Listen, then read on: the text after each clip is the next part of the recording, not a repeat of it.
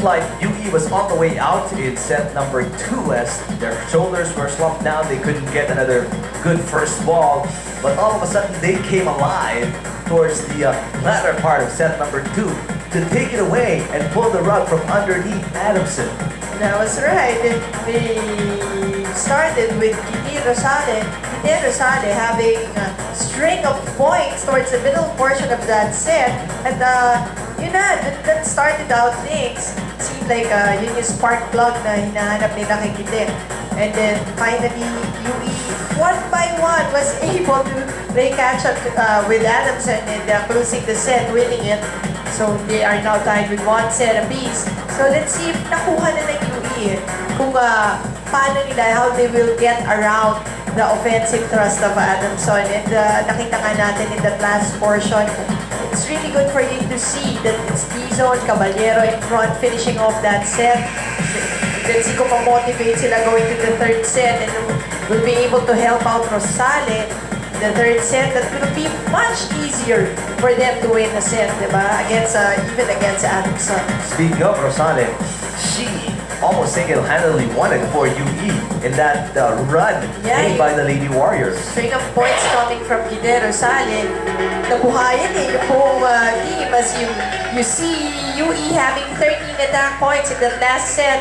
Adamson producing only 11 and tying up the block and the errors are UE and Adamson. So let's see if kung saan ginagawa ng adjustments. Pero really, Adamson relaxed on that second set. Not taking anything away from UE, pero ito na nga, that could be the motivation of UE. Start of set number 3, UE's captain Crystal Rosale to serve. Both teams at 1 set apiece. Adamson. We're starting though. Rosale with a service error. Adamson definitely still hurting from that loss in set number 2. Let's see how they rebound here against a rejuvenated Lady Warriors. And poor coverage on the side of Adamson. Serving Abby Ponon. Something we're not, used to seeing when you talk about Adamson, a team that's a very defensive-minded group. Oh, but a free ball now given by UE.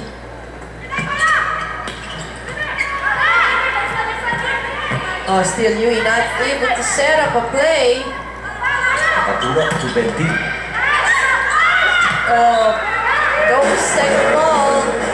Nobody for that second ball for UE. There were 2 players gathered near that area, but nobody went for it. It is surprising.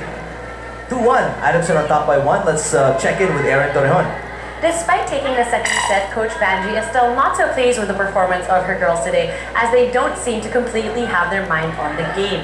And this is because they fail to, take advantage of all the errors of the Lady Falcons, which is why in one of their lists of their priorities, taking and capitalizing on the errors of the Lady Falcons is really top on the list of the Lady Warriors. Another priority Coach Vanjie wants the girls on their list is to help their captain out, as they were reminded that Rosale alone can't be the one trying to save the day. The last thing on that list of the girls is really to take note of the same drive and intensity in the last minutes of that second set. Eric and Mosey. Thanks, Aaron. Again, Coach Vanjie is pointing out the obvious na hindi kaya ni Rosale lahat yan. So, you gotta chip in if you can. Right. Ooh, again, another error coming from Kimberly Dizon. Sayang yung mga, let's say, they're able to run that play, pero you throw it away via an attack error, sayang na sayang for UE. Bilang na nga din yung times na makakapag-set up sila ng magandang opensa, matas mawawala pa, no? For UE. That's right, and our referees checking the position of the ladies. And parang dun of course, it could be a violation. Seems like parang, I don't know, positioning violation. Kanina nakita ko na sila medyo di sigurado. They weren't sure who was going to serve the ball. So let's see now. The referees are checking position of the players.